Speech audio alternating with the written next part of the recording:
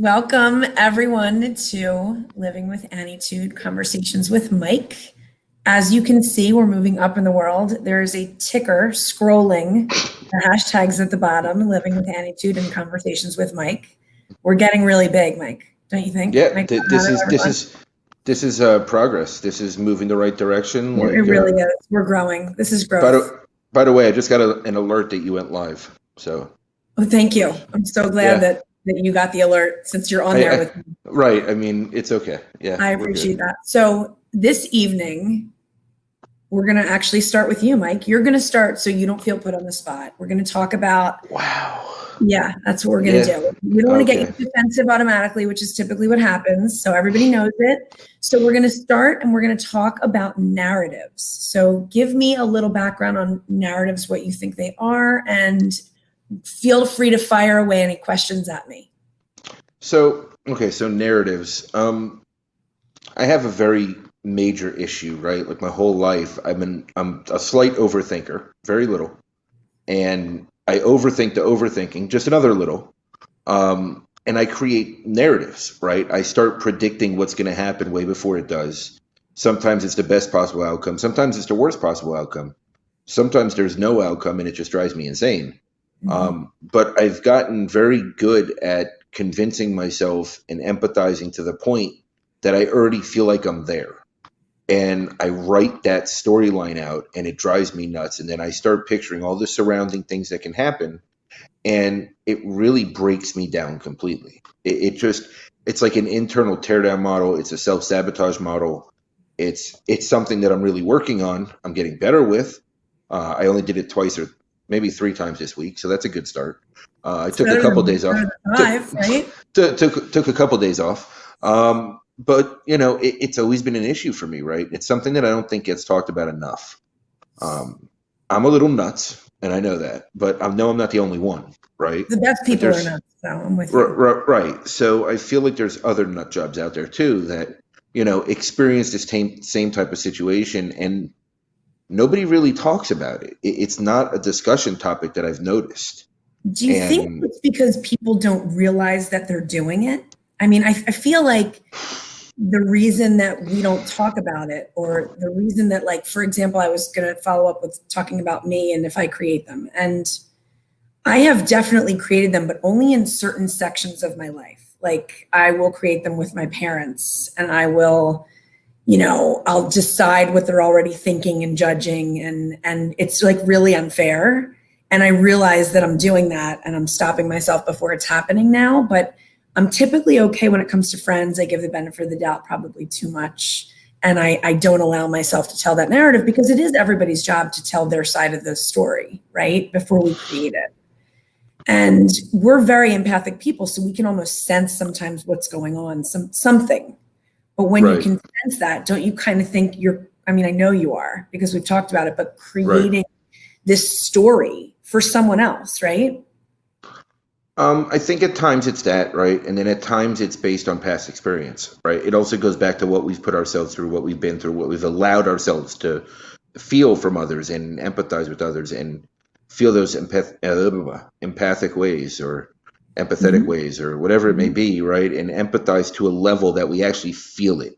We actually feel like we're embodying them at that moment. And all of those things, like, I mean, I did this even as a kid, right? Like I was always creating scenarios and narratives based on circumstantial situations.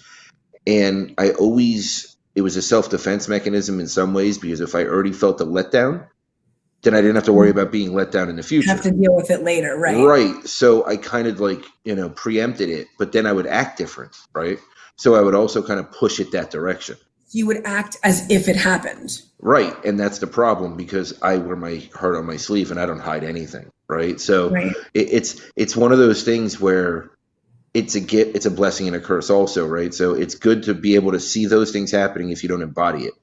Problem is I embody it and I let it consume me, and then I take it to the next level. To think of them and to be proactive, right, is good for us to think of scenarios, but yes, not to actually feel that they are truth.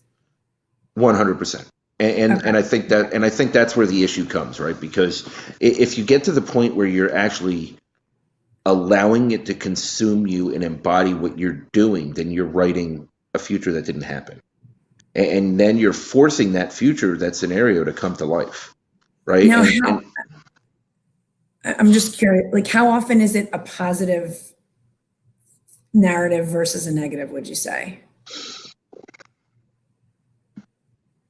I mean, over the course of my life, probably 75% negative. Certain times, probably 70-30. On average, I would say probably 50-50. It really depends on the scenario. And here's another thing that I've noticed, right? Because I'm a little self-aware. So one of the things I've picked up on is it's when I'm really insecure about certain topics, that's when they come in and start really beating me up because I already have those built-in insecurities. So then they start tearing me down and playing on that internally. So And you're aware of this and you know this is happening, but it yes, still gets the best of you sometimes. not as often as it used to. Mhm. I'm better at vocalizing it, talking about it, getting it out of my head, right? For years I always thought I was crazy because I would see these things, feel these things. It was years of being misunderstood and, you know, um, just being overall confused. I mean, really confused. And we'll go further into that next week when we talk about being an empath, right? So that would be a little bit different. But I think they all tie in together, right? It's Mhm. because those gifts, abilities, intuition, whatever you want to call it, right? I think 40 years ago it was called intuition because nobody wanted to say they were Empaths. Oh, yes. So Yes, I'm nobody with wanted to you. admit that. So it's like, oh, they have great intuition. Well, yeah, they feel everything. That's Right. why. I mean, So and that's an it, incredible thing if you think about it. It's incredible to be so connected with people that you can feel their feelings and create the stories a lot of times before they happen and they happen to be right, it negative or could be. positive. It could be. As long as you don't get obsessed in it, right? And you don't get stuck in it. And That's hard. and it's all based on where you're at that moment. Because if you're in a positive period, right? Because I think everybody has ups and downs. I mean, there's probably a few people that might never be negative, but I'm not one. And I think it all depends on where I'm at that day, right? And where I'm at that moment. And, I mean, let's see, what was it, Wednesday night? Wednesday night, I started creating all sorts of crazy scenarios. And I took it to like the utmost extreme of the absolute worst case scenario in my mind.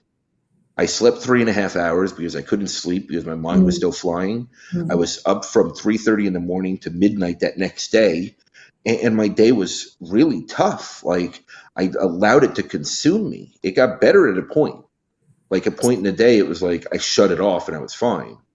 So I guess it's like, how do you stop it when you're in it? When you're in the midst of it, how do you stop that? I mean, because for me, when I do that, I have to be sort of jolted into the present and just like, look, okay, you're creating this. This hasn't happened yet. Yes, it's happened 15 times in the past. Yes, the trend is leaning toward that, but that doesn't mean it's happened. So maybe I need to not be reacting as if it's happened already. And I have to really bring myself back to center. How do you get yourself out of it? Depends how thick the wall is that's the closest to me, and I'll just ram my head into it. Well, right. Um, You know that's not working. So, no, it doesn't work, unfortunately. My over years of doing it, I've built my head pretty thick. yeah. I think it depends, right? Like the easiest solution to breaking that cycle is actually speaking to the person that you're involving in the cycle. Um, but Okay. sometimes that's not available, right? And then you try to talk to somebody who knows you and won't judge you for being a nut job. That's hard to find, Right. but I'm fortunate enough to have a few. I'm fortunate enough to have a few of them. So that was my next move Wednesday night, and it helped a little bit, but I couldn't shake it, right? And I was just, for me personally, the only person that can get me out really is me.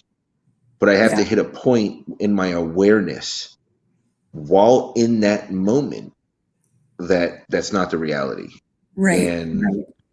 and that's not easy to do at times. That's very, very difficult. It's you know breaking out of that at that moment is beyond challenging. Just a little sidebar. Gabe says, "What's up, you two? Are the kiddos asleep?" I mean, either Mike tied them up or something is amiss here. I don't know. We are live, and due to my current situation, I will not admit nor deny either. If child services shows up, they will not be tied. Mike, everybody knows what a good daddy you are. They're sleeping, right? I don't know what Sid is doing, but she's watching Tangled for the umpteenth time with two sippy cups. Right, two sippy cups, 18 babies, 3 stuffed animals, 6 pairs of shoes. There's nothing. I didn't even ask. I just said, okay. And Kenny's on and says, "We love you for you, sir." Oh, he's so supportive. Kenny, you're the best, Kenny. We love me being honest about how crazy I am. It's awesome. It's that self-deprecating humor doesn't help anybody. I'll tell you that, because you're actually quite normal, and putting your story out there so that other people can hear it and feel more normal. And when you say that, you're defeating the purpose, because we know you're not crazy.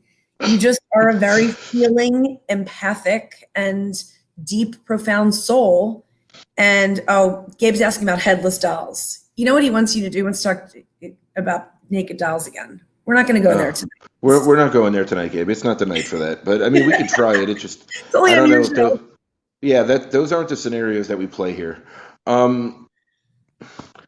I look. That's my default mechanism, right? When I get uncomfortable, I don't know how to react. I do separate self-deprecating humor.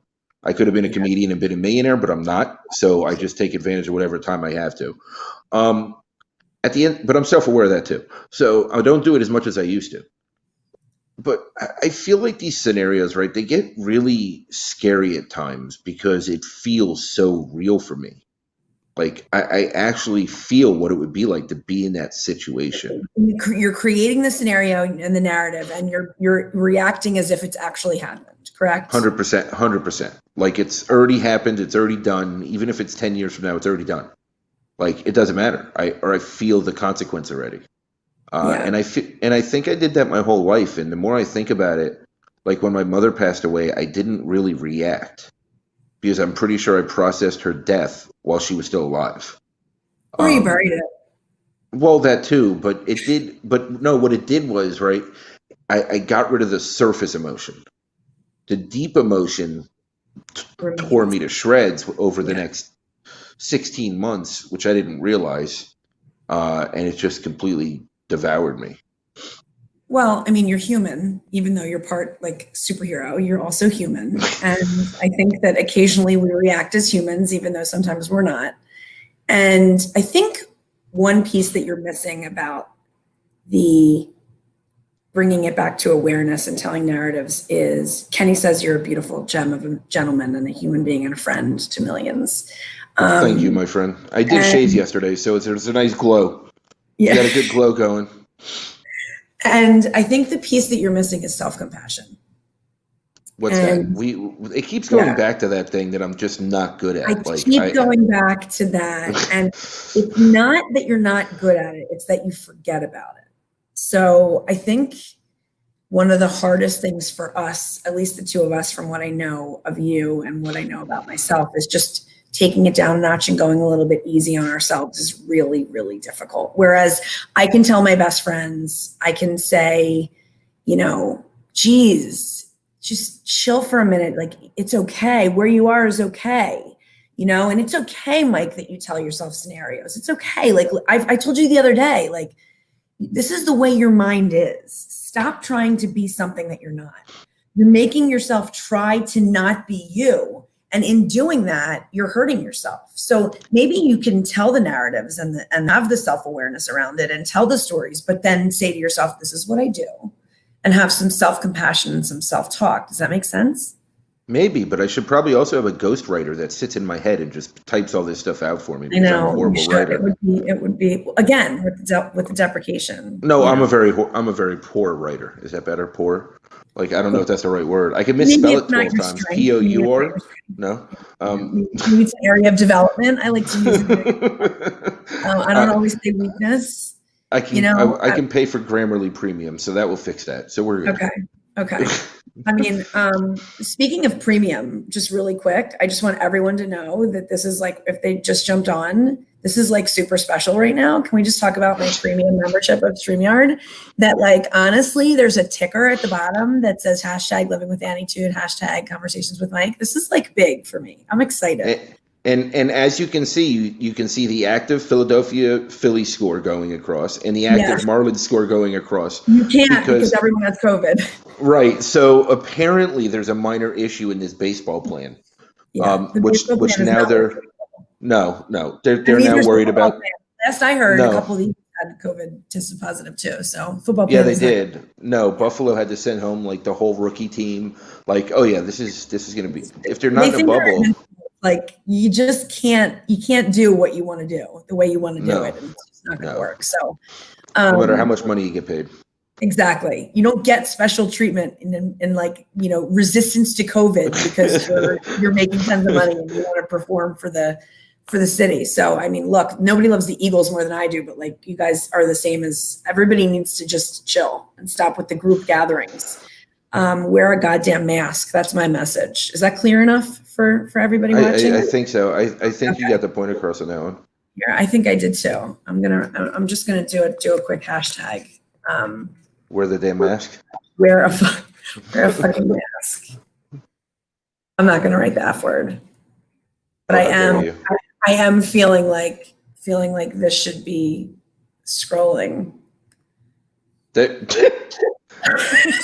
Like I want everyone to know how I feel and how we feel. I mean, you're on this team, right? Where it's like, I mean, just wear the damn mask. Like it's not that hard. So you're not better than anybody else. And do me a favor. Here's my latest thing. Okay. While we're getting into things, because it's late night, like stop wearing the mask around your ears hanging underneath your chin or like below your nose. Like what is that? That doesn't work? Wait, that doesn't work? I don't understand. No, that doesn't work. I'm very confused. That's defeating the entire purpose. I don't understand these people that are not, I'm going to stop this ticker. It's making me dizzy. But, I think that again, baseball scores to keep it active. It comes back to what we always talk about, which is self-awareness. I mean, how about some goddamn self-awareness? None of that. So I guess back to the narrative conversation. Do you have questions for me about this? Because we always seem to end up on you, and then I get in trouble later. I get like a I can't believe we focused on me the whole time. And, I get slapped on the hand and then it's like Sunday and I'm being, teased by you and Gabe. And then it's the next week already. I'm going to start skipping Sunday calls. Like seriously. Yeah. Sorry. Sunday calls they really do. You guys aren't nice to me. And it's like you're pulling my hair on the playground. We all know this. And, it's just like I'm bringing nothing to the table. That's how I feel. I don't really feel that way. Okay. I feel like occasionally you guys tease me a lot. Was that a narrative? I'm just curious. Was that like a minor? Was that a minor narrative? That was fact. But that's based on past events now because we're almost a week later already. That is based on several past weeks of events where I was not. And I'm pretty sure we've got scolded on 3 live shows since then. So, listen, I break balls. That's what I do. You guys want to pull my hair? Fine. I'm going to tell you again and again and again that you guys are assholes and you should be nicer to me.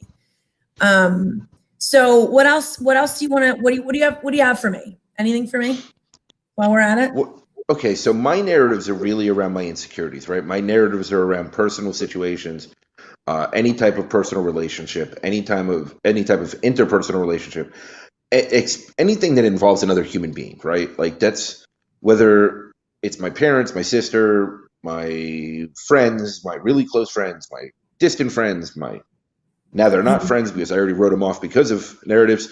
You do that. Right. So, I mean, like it really revolves around my relationship side. When it comes to business, when it comes to helping others, when it comes to certain things that I have more confidence in, I don't create narratives. And if I do, they're extremely positive. So it's different. Yeah. Where do your narratives focus? I mean, there's definitely like the insecure piece, but just I think from scars, from past experiences and being hurt in the past, and then, telling myself this could happen again, and just it's fear. It's definitely fear-based Okay. narratives, telling myself like, about my dad or something, he's going to be mad if I do this, or he's going to judge this, or, a friend is going to be mad. Like tonight I wasn't feeling well a little bit earlier, and I said to you, are you going to be, can we go on a little bit, whatever I said, right? And you're like, I said, are you going to be mad? And you're like, why would I be mad at you? And I said, I just have had experiences in the past where I've either worked with someone or I've had a relationship with someone where I was really close with them, and I in some way disappointed them for some reason, and they were mad. And I've had a lot of that in my life, and those are fears that I carry with me. Whereas you said to me, why would I ever be mad? Like, this is our show. It's not the end of the world. We're going to do what we do. But the story I told myself was, if I'm late, if I'm early, if I don't pull through, if I don't show up exactly how I said I was, these stories in my head of Mike's going to be pissed off, and then, we're not going to be close anymore, or we can't do the show anymore, or whatever it is, our relationship's going to be affected, is a narrative, right? Yeah. Why are you laughing? I don't laugh at No, your because narrative. it's I get it, right? Like it makes sense, and it's fear. It's fear of disappointing somebody. That's close to you. It's fear of losing someone. I mean, those are the same things around what I do, except you're doing it in fear of losing them. I'm doing it in fear of getting hurt by them. So I just throw their ass through the door. Like I don't even open the damn thing. They just go headfirst through it. Like I'm the bouncer of my own personal club, and they're gone. Like they don't even Yeah, have a chance. Like there's not even coming back from it. There's not yeah, even any totally. explanation. Like that's my safety net, right? That's how I protect myself. Yeah, it's Which pretty extreme though. I mean, like I've had to stop you, like where you're like, and this is only in the last couple of months, but like, Mike, like you told this entire story. By the way, I have to stop for a second and just say that Gabe just wrote, "We enjoy the kick in the nuts from you, Annie." That's number one. And Kenny said that I'm throwing torpedoes, and they want me to tell them how I really feel, which is always a problem for me. I have a real problem kind of getting across how I feel, my yeah, emotions. you definitely It's an hold issue. back. Yeah, It's an you hold issue. back. I'm definitely sort of somebody who holds back. So thank you for that boost of confidence. I'm going to try to get there. Yeah. But anytime you want me to kick you in the balls, I'm all for it. I totally will. Both you two. I mean, just pow. You're like, bring it. Yeah, pretty much. I'm not worried about it. So I think, where were we? So you are definitely somebody who will create a story and is so super defensive, not to me, but to certain things and certain people, that you'll say like, well, screw that. I'm done with that. And you're already done with it before it even started. Okay, but in my defense, right? Totally. And I don't mean to criticize. No. But in my defense, I'm extremely observant, and I pick up Yes. on nuances that 99.9% of the people never even notice, right? Yes, you Like do. so I start seeing red flags add up, right? And they And it start to doesn't build in your right, mind. and Right. it doesn't mean that that person's bad. It doesn't mean that that person is anything that I'm going to write the narrative about. But if you get to the point in red flags that I feel that there's enough, it's over. Right. I'm done. Right. Because I don't need to risk it. What do I want to risk it for? Like I bend over backwards to help people all day long. But sometimes do you think you've walked away from relationships where you shouldn't have because of that non-risk behavior? I mean, sometimes people are worth taking a risk for, right? I take a risk to a point, and then I'm done. The minute that that line is crossed, it's over. Like there's no coming Right. back for certain things for me. Yeah, I understand. Somebody And lies or isn't right. honest. So have I lost relationships because of it? Yes, yes, tons. But the other part of it is the people that are still in my life, I have full trust in, and I would trust them to watch my kids. Yeah. Right. You're vetted. I understand. So it's one of those things, and I look at it like when it comes to my interpersonal relationships, which could be a whole nother conversation. I I have this layered approach that I think of it as an onion, and people work their way in. They get to a point, and the minute that the red flags start popping up, their layers start dropping back instantly. And when you're out, you're out. Like there's no You're cut. You're redemption. good. Yeah, there's no redemption. I don't know that I necessarily. You'll have to tell me what you think. I don't know about my self-awareness here, whether or not like when it comes to someone else and my loyalty to the people that I love, when I'm done with you, I am done. Like you mess with one of mine, Right. and I will cut you. Like I'm, but when it's me, I'm much more forgiving. I'm much more forgiving. Well, I don't forget always, it. I don't forget anything ever, but I'm forgiving. You always give the benefit of the doubt. You always want to see the best in people. And sometimes just because you see it doesn't mean you accept it. So, like even in recent times, we've had conversations, right, where you started seeing things a little bit different, and then you accepted it when you weren't accepting it before, and it was torturing you in different ways. Yeah. So I feel like there's a certain, with you, once you're aware, you can accept something, but you also put blinders up because you really want to believe the best in people, right? And you're like me, you invest everything into people. Yeah. Like everything that we do, right? I mean, I invest everything, and when I do something, I do it to the nth degree. It's just who I am. Exactly. So, and I do the same thing, but then when it's done, it's done. Yeah, and it takes a lot out of you to be let down, I think, by people, and that's really hard. And that's again why I think people like me and you create those stories, because it is a protective mechanism. When you're doing it, it's like, okay, why am I, like when you beat yourself up for doing it, it's like, why am I doing this? Why am I like this? But you know why. It's because of your past experiences and the things that you see and the nuances and the obscure things that you pick up on, that you do that to protect yourself. So in a way, imagine how much you've been protected from hurt. But I wonder. But I could have missed out on the best situations in the world also. So at some point, where's that line, right? Where's that gray area to where I give a little bit more leeway and get a little bit more like you, where I want to see the best in everybody and give a little bit more chances? But where's that hard line? Like, where is the hard line? Where do you draw the line? I'm so good at, I think, drawing the line when it comes to people I love. Like, I'm like loyal to the death, like with my best, my people. But with myself, it's not so, it's see the best in people, but it's also like, I would want to be forgiven for mistakes too. So I try to treat others the way that like, I would want forgiveness. Everybody makes mistakes. People might, tell a lie or make a mistake, and it's okay. You can forgive them if they are asking for forgiveness, and then we can move forward. So here's the question. At what point do you forgive yourself so that you're not always forgiving everyone else for stepping all over you? That's a really, really, really good question. I mean, and because that's now for asking it to me. But that's the obvious reason that you're doing it, because of the guilt. You just said it.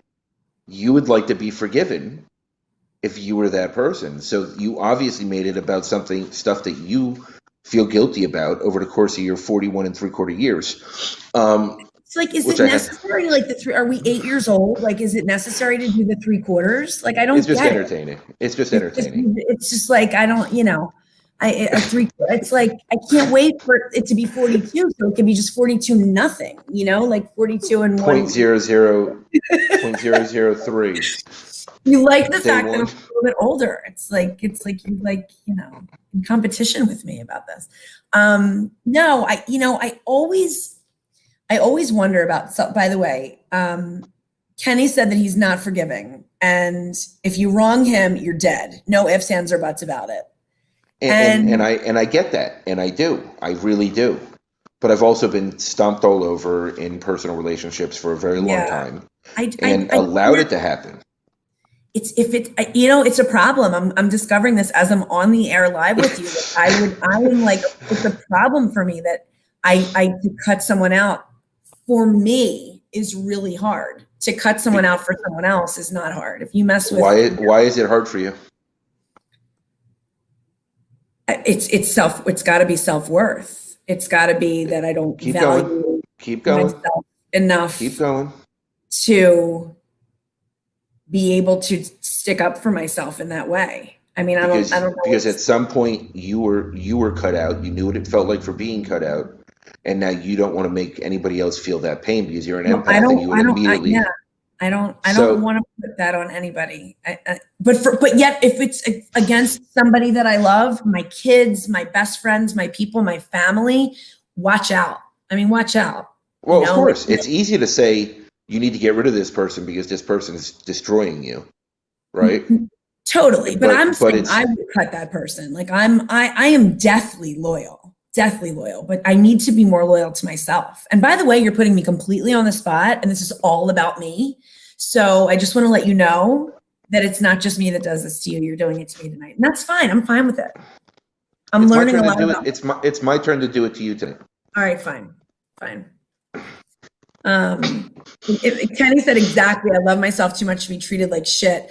You know, it's not. It's the opposite. It's the opposite for me. You're right. I really like to be treated like shit. No, I don't. It's very subtle in situations with me. It's not. It's like somebody will do something to me that's like, well, maybe, and I make excuses for that, but maybe they were this, maybe they were that.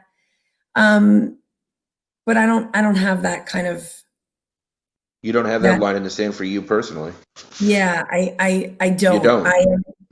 I need to get better at protecting myself, but I don't want to cross that line of being like too protective where I'm defensive and I'm not open-minded, because that is one aspect I love about myself, is I love my open-mindedness and my ability.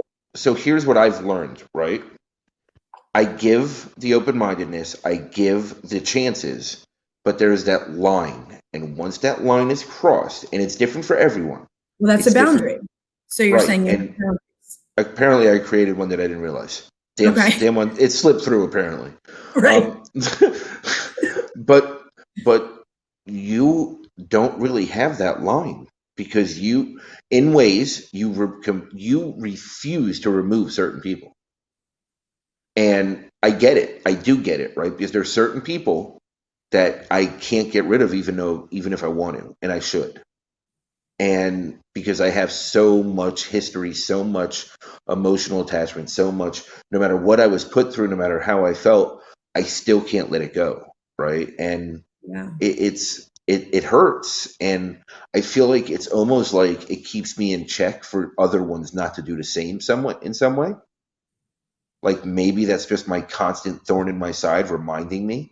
Almost like a life jacket. Like it keeps you sort of afloat. Yeah. For others. 100%. But it's also dangerous, because that door is still open to that person that hurt us, right?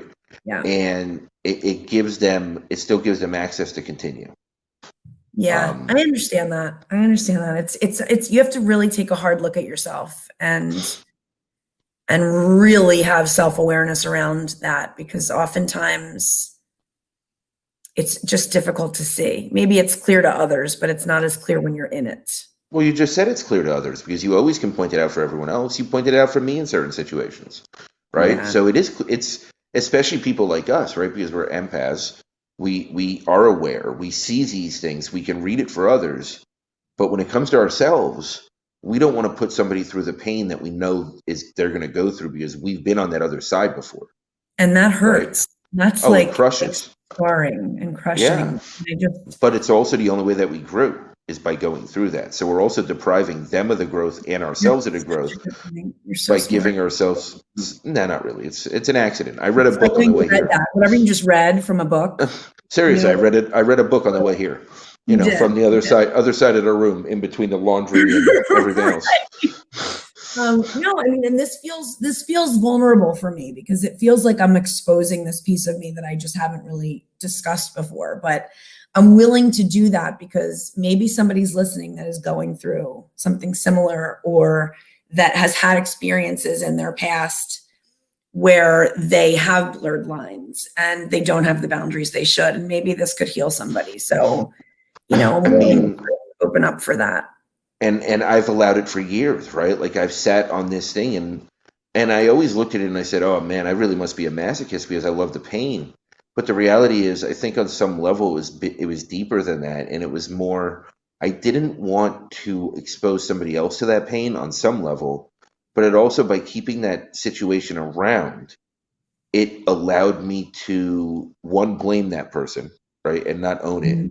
and then Mhm. two, it allowed me to remind me from new situations not to let them get to that point. That's not really a boundary. That's just keeping a mistake present so that you remember the mistake. Well, I think there's also, I get what you're saying, but I don't think it's as conscious as, I think it's a little bit about being comfortable in discomfort. And that's my big line of just sometimes we get sort of stuck and we find comfort in that discomfort, maybe a little bit of that pain, like almost like we're deserving of it. Yeah, Like like let me a keep this around so it can, like you said, a thorn in your side. yeah, And it's truly, it's like almost like I'm deserving of that just that tugging at me on the side, and it's bothering me, but not enough to flick it off for good, but just that it's there, and I deserve it. it's almost like keeping that constant reminder around, right? And it's like setting the alarm for something you don't do anymore, Well, and there's just always, yeah, yes, it's just keeping it there for no other reason. It's just as a it's reminder. yeah, What's and the it's payoff? We've talked about that. What's the for keeping payoff? it around, Yeah. nothing. It needs to be gone, and we're just not there yet, I think. I Okay. mean, it needs to be removed, right? I mean, let's look at my personal situation with my soon to be well, okay, let's change that word, eventual ex-wife at this point, because that keeps getting extended. At this point, I might just oh, no, I'm not saying that out loud. No, don't say that. No, I know what no, you're going to say. no, Don't even no, say that. not saying it. But it took me years of everything that I went through, all the being crapped on, all the being taken advantage of, all the lies, and I allowed it, and and it took me years to finally be done, like years of Yeah. pain, and I could have Yeah. at any point just walked away from the lies, the manipulation, the using, the tearing me down, the just playing games, and but I didn't do it, and in the end, it ended up hurting my children that I didn't, right? Well, okay. So that's a little bit like compassionless, if that's a word. I don't know if you caused hurt to your children. I think you were you're doing your best at the time. I really do. I think I perpetuated it. I don't think that I caused it. I think I allowed it because I just didn't have the boundary to do it, or I didn't have the strength to do it at the time, and I didn't have, I couldn't cut off the infected toe, so I lost a foot, right? Like that's kind of like I But allowed look it where to you are, fester. though. Look where you are. So it's like I don't think you lost your foot. I just, like look where you've come and how far you've come and what you're doing right now for your children. And I don't know that you could have done this had you not gone through every single thing that you went through and are Maybe going through. not, probably not. And this is a case where I created the scenario and it ended up being almost 100% true, unfortunately.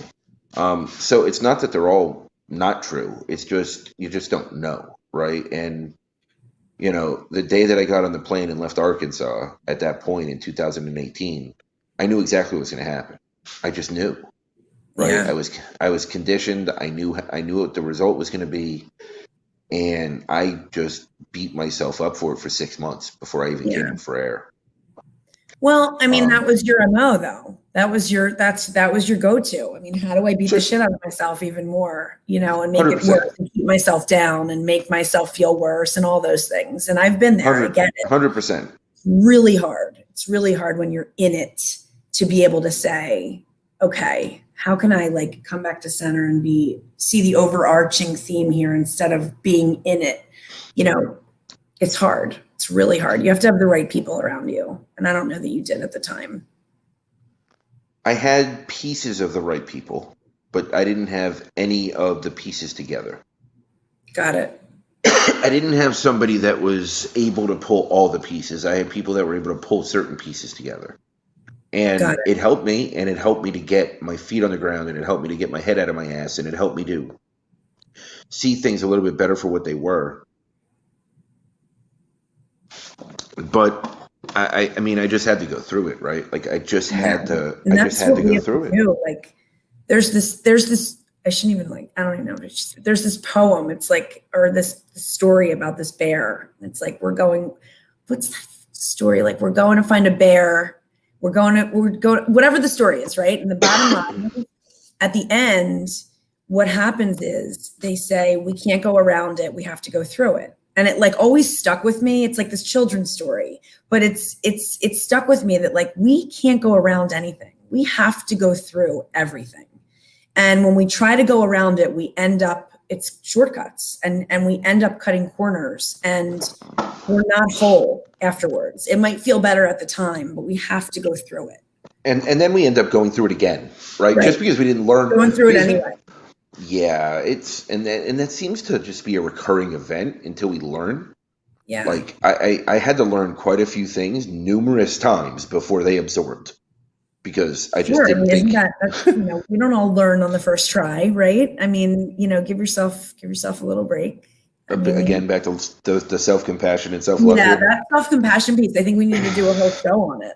We need to do like weeks of shows, like a series. And weeks of shows. Luckily, we have a lot of Friday nights set up. I actually might have to wrap up soon, but I feel like we're just scratching the surface of narratives and what we tell ourselves and why. But we have luckily many weeks planned of more conversation. Do you have any final words? No. I've told myself enough stories for tonight. I think you did a really nice job of calling me out, number one, but number two, as always, sort of just being really self-aware and being vulnerable and explaining where you are with things. And I think that's hard to do, so I commend you. I think part of it is I'm self-aware, and part of it is I'm just, I got to find ways to put myself down somehow, even if it's gently and just by being honest about all the deep stuff I'm doing. So it's at the end of the day, if it can help one person find their way, then I'm all for it. Whatever it takes. If I can impact one, and we had a couple, some good comments tonight and some good interaction, and hopefully some people will watch the replay. And living with Annietude conversations with Mike is coming on strong. We had a ticker. It was a big deal tonight. Really big deal. And next week we're doing it about being an empath. So that is going to be fun. So same time, but on time. So 10 p.m. Eastern. Same time, but on time. Same time, but on time instead of my spasmodic ways. But I look forward to it. And as always, it's been a pleasure. Have a great night, guys.